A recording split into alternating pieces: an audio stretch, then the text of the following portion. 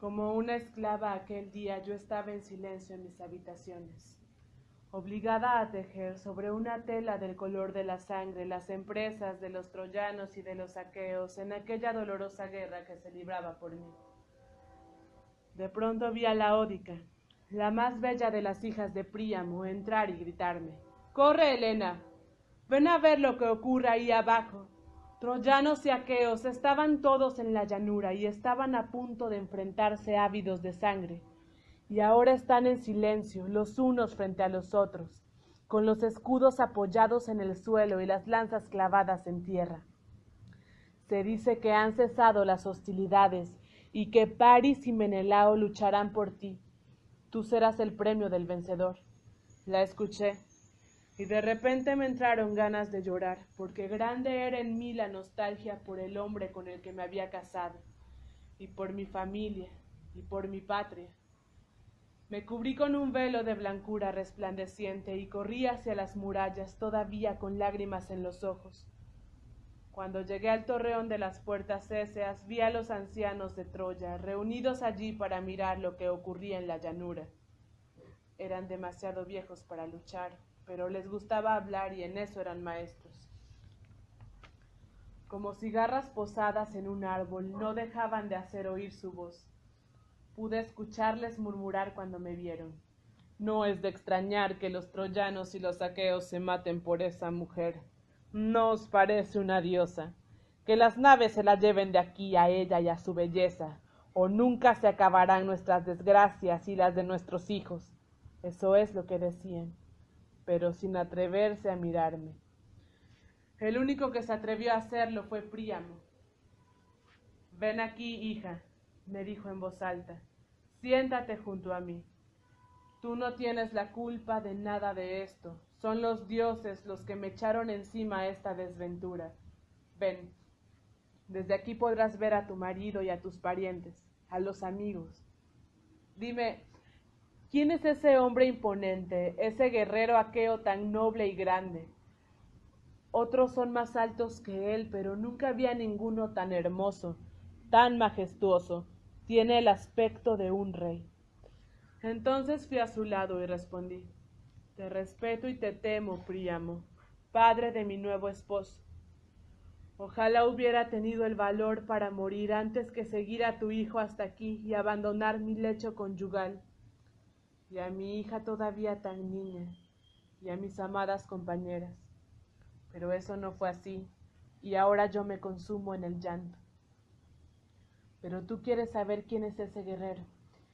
Es el hijo de Atreo, Agamenón, rey poderosísimo y fuerte guerrero.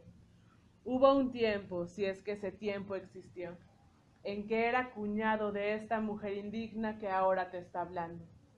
Príamo seguía mirando abajo a los guerreros. «¿Y ese hombre?», me preguntó. «¿Quién es?» «Es más bajo que Agamenón, pero tiene el pecho y los hombros más anchos, ¿lo ves? Pasa revista entre las filas de los hombres y parece un carnero de espeso pelaje que se pasea entre los rebaños de ovejas blancas». «Ese es Ulises», respondí, «hijo de Laertes, crecido en Ítaca, la isla de piedra, y famoso por su astucia y su inteligencia». «Es verdad», dijo Príamo, «lo conocí. Un día vino aquí en embajada junto a Menelao para discutir sobre tu suerte. Lo acogí en mi casa. Me acuerdo de que Menelao hablaba velozmente, con pocas palabras, muy claras. Hablaba bien, pero era joven. En cambio, Ulises, cuando le tocaba hablar a él, se quedaba inmóvil, mirando al suelo como si no supiera qué decir. Parecía dominado por la cólera o completamente loco. Pero cuando por fin empezaba a hablar, le salía una voz tan grave, las palabras parecían copos de nieve en invierno, y entonces ningún hombre se habría atrevido a desafiarlo, hija mía, y no importaba que fuera más pequeño que Menelao o que Agamenón». Luego Príamo distinguió a Yante entre los guerreros y me preguntó: «¿Y ese quién es?». «Tan grande y fuerte que supera a todos los demás aqueos». Y yo le respondí, y le hablé de Ayante, y después de Idomeneo, y luego de todos los príncipes aqueos. En ese momento podía reconocerlos a todos, a los aqueos de brillantes ojos. Uno a uno habría podido ir explicándole a aquel anciano que quería saber por mí quiénes eran sus enemigos. Pero en ese momento llegó Ideo, el heraldo. Se acercó a Príamo y le dijo: «Levántate, hijo de Laomedonte. Los caudillos de los teucros, domadores de caballos, y de los aqueos de corazas de bronce te invitan a bajar hasta la llanura para que sanciones un nuevo pacto entre los dos ejércitos.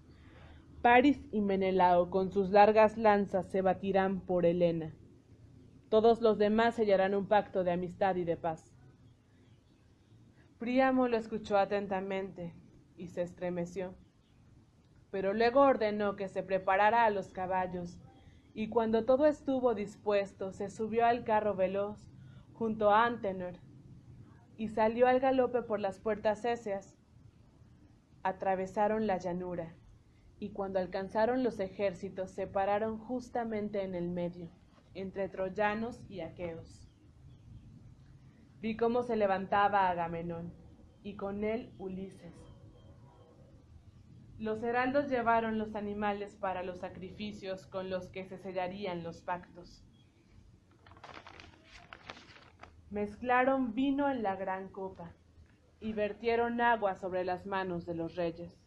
Luego Agamenón elevó sus manos al cielo e imploró a Zeus en nombre de todos: «Padre Zeus, sumo y glorioso, y tú sol, que todo lo ves y todo lo oyes, ríos, tierra y vosotros, que bajo el suelo castigáis a los traidores, sed testigos y guardianes de nuestros pactos.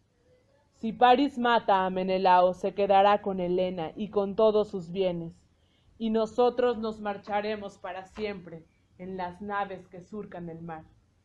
Si por el contrario es Menelao quien mata a Paris, los troyanos nos entregarán a Helena con todos sus bienes, y pagarán a los argivos un precio tan elevado que será recordado durante generaciones y generaciones.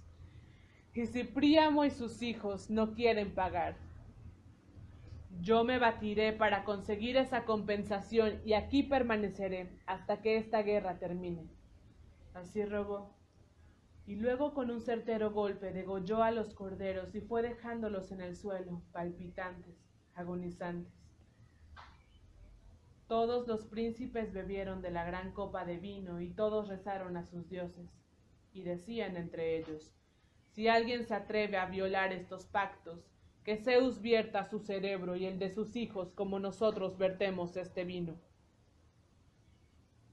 Cuando todo fue cumplimentado, Príamo, el viejo rey, el viejo padre, subió al carro al lado de Antenor, y les dijo a los troyanos y a los aqueos: «Dejadme regresar a mi ciudad surcada por los vientos, porque no tengo ánimo para ver a mi hijo Paris batiéndose aquí con el feroz Menelao». Azuzó a los caballos él mismo y se marchó de allí. Después vino el duelo. Héctor y Ulises dibujaron en el campo el suelo en el que los duelistas iban a combatir. En un yelmo metieron luego las fichas de la suerte y tras haberlas agitado, Ulises sin mirar extrajo el nombre del que tendría que arrojar en primer lugar la lanza mortal. Y la suerte escogió a Paris. Los guerreros se sentaron alrededor. Vi a Paris, mi nuevo esposo, colocándose las armas. Primero las hermosas espinilleras atadas con hebillas de plata, luego la coraza sobre el pecho y la espada de bronce tachonada de plata y el escudo grande y pesado. Se puso en la cabeza el espléndido yelmo. El largo penacho ondeaba al viento y daba miedo. Al final aferró la lanza y la blandió. Frente a él Menelao, mi primer esposo, acabó de colocarse las armas. Bajo los ojos de los dos ejércitos avanzaron el uno hacia el otro, mirándose con ferocidad. Luego se detuvieron, y el duelo empezó. Vi a Paris arrojar su larga lanza con violencia. Se clavó en el escudo de Menelao, pero el bronce no se partió, y la lanza se rompió y cayó al suelo. Entonces Menelao a su vez levantó la lanza y la arrojó con enorme fuerza contra Paris. Acertó de lleno en el escudo y la punta mortal lo partió, y fue a clavarse en la coraza, dándole a Paris de refilón en el costado. Menelao sacó la espada y se lanzó hacia él. Lo golpeó con violencia sobre el yelmo, pero la espada se rompió en pedazos. Despotricó contra los dioses. Y luego de un salto aferró a Paris por la cabeza, estrujando entre sus manos el espléndido yelmo empenachado, y empezó a arrastrarlo de aquella forma hacia los aqueos, Paris caído en la polvareda, y él estrujándole el yelmo en un abrazo mortal y arrastrándolo por ahí, hasta que la correa de cuero que sujetaba el yelmo bajo el mentón se rompió, y Menelao se encontró con el yelmo en la mano, vacío. Lo levantó al cielo, se volvió hacia los aqueos, y volteándolo en el aire, lo lanzó en medio de los guerreros. Cuando se volvió de nuevo hacia Paris para acabar con él, se dio cuenta de que ya había huido y desaparecido entre las filas de los troyanos. Fue entonces cuando aquella mujer rozó mi velo y me habló. Era una vieja hilandera. Había venido conmigo desde Esparta, donde me cosía espléndidos vestidos. Me quería y yo tenía miedo de ella. Ese día, ahí arriba en el torreón de las puertas Éseas, se acercó y me dijo en voz baja: «Ven, Paris te espera». En su lecho se ha puesto los vestidos más hermosos. Más que de un duelo, parece haber vuelto de una fiesta. Yo me quedé desconcertada. «Desgraciada», le dije, «¿por qué quieres tentarme? ¿Serías capaz de llevarme al fin del mundo si allí hubiera un hombre que te fuera grato? Ahora, porque Menelao ha vencido a Paris y quiere llevarme de regreso a casa, ¿vienes hasta mí para tramar engaños? Vete tú a donde está Paris.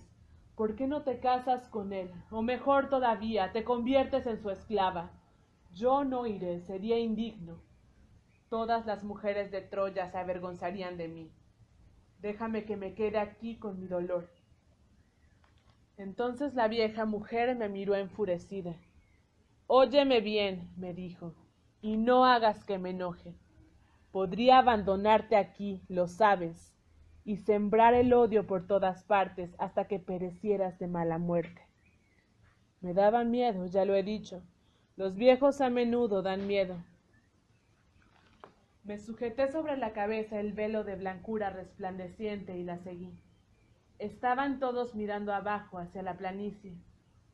Nadie me vio. Fui a las habitaciones de Paris y ahí lo encontré. Una mujer que lo apreciaba lo había hecho entrar en Troya por una puerta secreta y lo había salvado. La vieja cogió un asiento y lo puso delante mismo de él. Luego me dijo que me sentara. Lo hice. No lograba mirarlo a los ojos, pero le dije: «¿Con qué has huido de la batalla? Me gustaría que hubieras muerto allí, derrotado por ese magnífico guerrero que fue mi primer esposo, y tú que te jactabas de ser más fuerte que él, tendrías que volver allí y desafiarlo de nuevo, pero sabes perfectamente que sería tu fin». Y recuerdo que Paris entonces me pidió que no le hiriera con mis comentarios. Me dijo que Menelao ese día había vencido porque los dioses se habían puesto de su parte, pero que quizá la próxima vez sería él quien venciera, porque él también tenía dioses amigos. Y luego me dijo: ven aquí, hagamos el amor. Me preguntó si recordaba la primera vez que lo hicimos en la isla de Cránae, precisamente el día después de haberme raptado, y me dijo: «Ni siquiera ese día te deseé tanto como ahora te deseo». Luego se levantó y se fue hacia el lecho, y yo lo seguí. Él era el hombre al que en aquel momento estaban buscando todos en la llanura. Era el hombre al que nadie, ni aqueos ni troyanos, habrían ayudado o escondido aquel día. Era el hombre al que todos odiaban, como se odia a la negra diosa de la muerte.